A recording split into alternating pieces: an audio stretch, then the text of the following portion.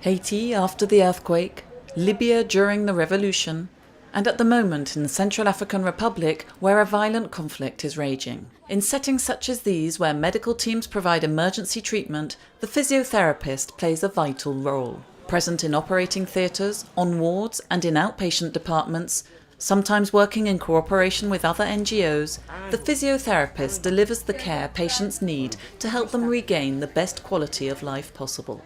Le kiné intervient tout de suite après l'opération. Physiotherapy starts immediately after an operation to avoid patients developing disabling conditions that can occur very quickly if nothing is done.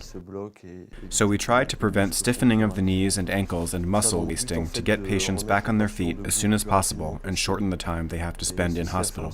Limiter la durée d'hospitalisation. Cet os-là, il est un petit peu comme ça. At the General Hospital in Bangui, many patients have bullet or knife wounds.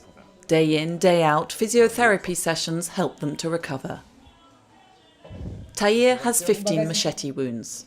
He's already spent several weeks in hospital, but his condition continues to give cause for concern. Today is the first time he manages a few steps beyond his room. In Central African Republic, as is often the case in emergency settings, the physiotherapists don't need sophisticated equipment. Just some simple movements can help stave off complications. Souvent, en urgence, on a des difficultés. In emergency settings, once patients are discharged, we often have difficulty in getting them to do physiotherapy, as they don't always live in the region and have a long way to come.